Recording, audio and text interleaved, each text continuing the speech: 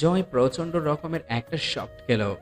এত নরম হাত, কিন্তু ইরার হাত কত ধরলাম আমি, বাট এমন তো অনুভব হয়নি। তাহলে তন্নি আমার হাত ধরলে এমন এমন অনুভূতি হলো কেন? ও কি আমার আলাদা কিছু নাকি? কেন আলাদা কিছু হবে কেন? ও তো শুধু আমার ছাত্রী। তাহলে জয় ঘোরের মধ্যে আছে। ঘোর কাটতেই ঝটকা মেরে তন্নির হাত ছাড়িয়ে নিল। তন্নি মাথা নিচু করে বলল, সরি স্যার, আপনি চলে যাচ্ছিলেন তাই আমি আপনাকে আটকাবার জন্য ধরে নিয়েছিলাম। সরি। জয় পরিস্থিতি শান্ত করার জন্য বলল, ইটস ওকে। এখন ছবি আঁকবে কি না সেটা বলো। হ্যাঁ, আটকাবো তো, বসুন। জয় পুনরায় বসল। আগের মতো মিষ্টি হাসি দিল। তন্নি জয়ের দিকে তাকাচ্ছে আর ছবি আঁকছে। মাঝে মাঝে তন্নি জয়ের দিকে এক ধ্যান ধরে তাকিয়ে আছে, আর জয় তার ঘোর ভাঙাচ্ছে। এভাবে দীর্ঘ প্রায় আধা ঘন্টার পর তন্নির ছবি আঁকা শেষ হলো। হয়ে গেছে স্যার।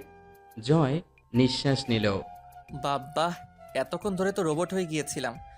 তন্নি জয়ের দিকে ছবিটা এগিয়ে দিল। জয় ছবিটা হাতে নিল। আমি আর কেমন ছবি আঁকি, মনে হয় সুন্দর হয়নি।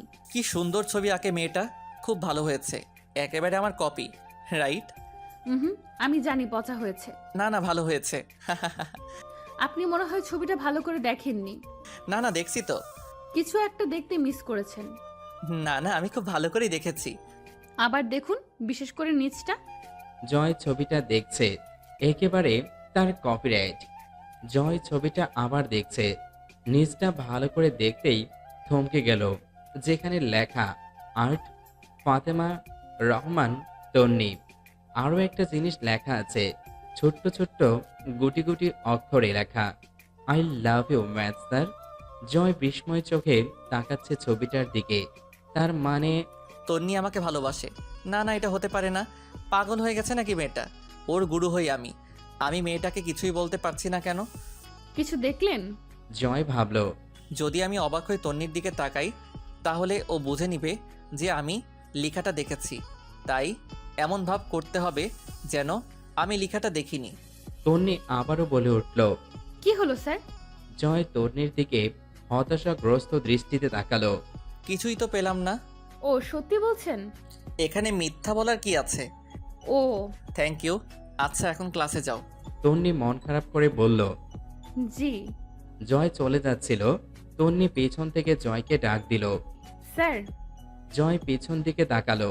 কি বলো? তন্নি মাথা চুলকাতে চুলকাতে বলল। স্যার, আপনি কোনো মেয়ের সামনে হাসবেন না। জয় ভ্রুকুচকে অবাক হয়ে বলল, কেন? প্লিজ স্যার, আমার এই আবদারটা রাখেন প্লিজ। জয় খানিক হেসে বলল। আচ্ছা। জয় আচ্ছা বলে লাইব্রেরি থেকে বেরিয়ে যাওয়ার জন্য হাঁটা শুরু করলো। তন্নির খুব মন খারাপ হয়েছে। ছেলেটি এমন কেন?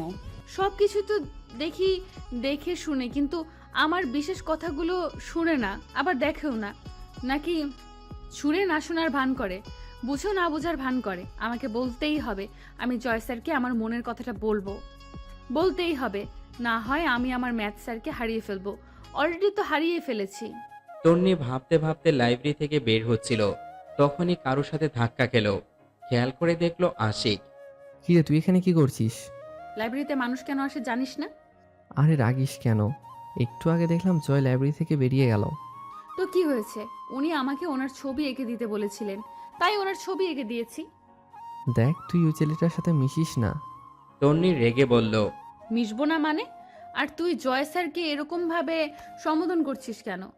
আর স্যারের সাথে কথা বললেই বা তোর কি? তনি, আমি তোকে ভালোবাসি, তাই এরকম করি। তুই প্লিজ আমার ভালোবাসাটা বোঝার চেষ্টা কর। দেখ, ফাজলামি করবি না আমার সাথে। আমি তোকে ভালোবাসি না, কতবার বলবো? আর শোন, আমি জয় স্যারকে ভালোবাসি। তনি, তুই কি জানিস স্যারের বিয়ে ঠিক হয়ে গেছে? তো কি হয়েছে? বলে তন্নি চলে যাচ্ছিল, আশিক তন্নির হাত ধরে নিল। তন্নির রাগে আশিকের গালে একটা চড় বসিয়ে দিল। আশিক গালে হাত দিয়ে দাঁড়িয়ে আছে। নেক্সট টাইম আমার সাথে ফাজলামি করবি না বলে দিলাম। বলে তন্নি চলে গেল। আশিক তন্নির চলে যাওয়া দেখছে আগুন চোখে। ওর চেহারা দেখে বোঝা যাচ্ছে যে সে তন্নির প্রতি এই চোরের প্রতিশোধ নেবে। তন্নি ক্লাসে বসে জয়ের কথা ভাবছে, আর এদিকে জয়ের মনে অপরাধবোধ হচ্ছে। তন্নি ওকে ভালোবেসে? এটা অসম্ভব, এটা কখনো হতে পারে না। আর জয়ের তো বিয়েও ঠিক করা। তাহলে জয় এটা মেনে নিতে পারছে না। জয়ের মাথা ব্যথা করছে, তাই সে তার বড় আব্বুকে বলে বাসায় চলে আসলো। আর এদিকে তন্নি কলেজ শেষে জয়কে খুঁজছে, জয়ের দেখা পাচ্ছে না। তন্নি তার মনের কথা বলে দিবে জয়কে, কিন্তু পেল না। মন খারাপ করে বাসায় চলে আসলো। রাতে জয় ছাদে বসে গিটার বাজাচ্ছিল, ঠিক তখনই মোবাইলের রিং বেজে উঠল। অপরিচিত নাম্বার দেখে জয় ফোনটা রিসিভ করলো না। আরও 2-3 বার কেউ ফোন করলো। শেষ পর্যন্ত জয় না পেরে ফোনটা রিসিভ করলো। হ্যালো, কে বলছেন? ওপাশ থেকে কোনো রেসপন্স আসলো না। জয় বিরক্ত হয়ে আবারও বলল, কে বলছেন বলুন, না হয় ফোন রেখে দিব। ওপাশ থেকে। আসসালামু আলাইকুম। ফোনটা রাখবেন না স্যার? জয়ের কাছে তন্নির গলা মনে হচ্ছে। ওয়ালাইকুম আসসালাম, কে বলছেন? আমি তন্নি বলছি স্যার। জয় তো অবাক, তন্নির নাম্বার পেল কোথায়? আর ফোনই বা দিচ্ছে কেন? মনে হয় কোনো ম্যাথ প্রবলেম। তন্নি, তুমি আমার নাম্বার পেলে কি করে? আপনার বড় আব্বুর কাছ থেকে নিয়েছি। মানে বড় আব্বুর কাছ থেকে নাম্বার নিয়েছো? কি এমন এত দরকার বলো দেখি। কেন স্যার, এমনি ফোন দিতে পারি না? এমনি মানে কোনো দরকার ছাড়া ফোন দেওয়ার কি আছে? আপনি স্যার না, একটা রোবট। কোনো কথাও বলতে পারেন না। এমনি ফোন দিলে কি এমন ক্ষতি হবে? জয় রেগে গিয়ে বলল, ফাইজলামো হচ্ছে? কিছু প্রয়োজন হলে বলো, না হয় ফোন রেখে দিলাম। আরে আরে, রাইখেন না স্যার, আমার কথাটা তো শোনেন। কি বলো শুনছি? কাল একবার কলেজে পাশের পার্কে আসতে পারবেন? জয় অবাক হয়ে বলল, কাল তো অফ ডে, তাহলে পার্কে কি?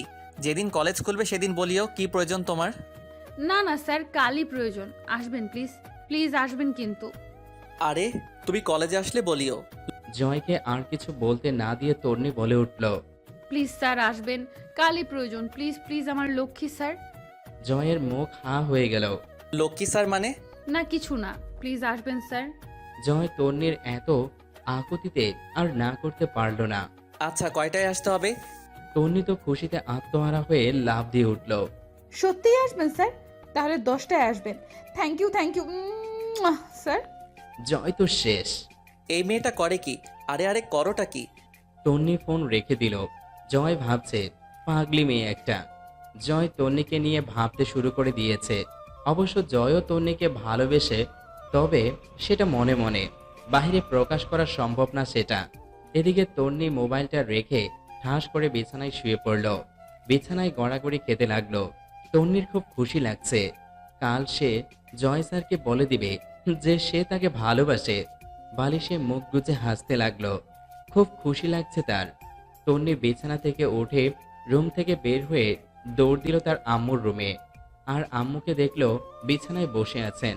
তন্নি গিয়ে তার আম্মুকে দাঁড় করিয়ে তাকে নিয়ে নাচতে শুরু করলো, ঘোরাতে শুরু করলো। তন্নির আম্মু মাঝে মাঝে তন্নির কাণ্ড দেখে অবাক হন। আরে আন্নে কি হলো? পরে যাবো তো আম্মু। আসতে গোড়া মা। আরে কি হলো তোর? কিছু না আম্মু, এমনি খুশি লাগছে, খুব খুশি লাগছে। শোনো পাগলি মেয়ের কথা, এমনি আবার এত খুশি হওয়ার কি হলো?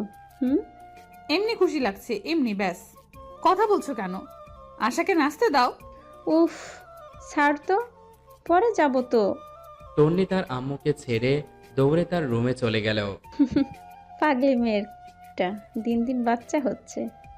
তন্নি তার রুমে গিয়ে আলমারি ড্রয়ার করলো। ড্রয়ারে বিভিন্ন রকমের শাড়ি। তন্নির কোনোটাই পছন্দ হচ্ছে না। এগুলো তন্নির আব্বু তাকে কিনে দিয়েছিল। সবগুলো ছুটে ছুটে বিছানায় ফেলছে। শেষে একটা পিঙ্ক কালারের শাড়ি পছন্দ হলো। শাড়িটা গায়ে জড়িয়ে দেখতে লাগলো আয়নাতে। এভাবে সারা রাত অনেক দুষ্টুমি করলো। তারপর শাড়িগুলো রেখে খেয়ে দিয়ে ঘুমিয়ে পড়লো। এদিকে জয় ছাদে বসে বসে চাঁদ দেখছে। ঠিক দেখছে না, তবে চাঁদের দিকে তাকিয়ে আছে। জয়ের বড় আম্মু জয়কে খুঁজতে খুঁজতে ছাদে চলে এলেন। ছাদে এসে দেখলেন জয় গিটার হাতে নিয়ে বসে আছে। তিনি জয়ের কাছে গিয়ে জয়ের কাঁধে আলতো করে হাত রাখলেন। জয় পেছনে তাকিয়ে দেখলো তার বড় আম্মু দাঁড়িয়ে আছে। এখানে একা একা বসে কি করো আপু? খাবার খাবে না? জয় তার আম্মুর হাত জড়িয়ে ধরে বলল, এমনি ভালো লাগছে না, তাই বসে বসে গিটার বাজাচ্ছিলাম। আচ্ছা, এখন আর বসতে হবে না, চলো খাবার খাবে। খাইয়ে দিবে? সেইটাই তো, প্রতিদিনই দিতে হবে।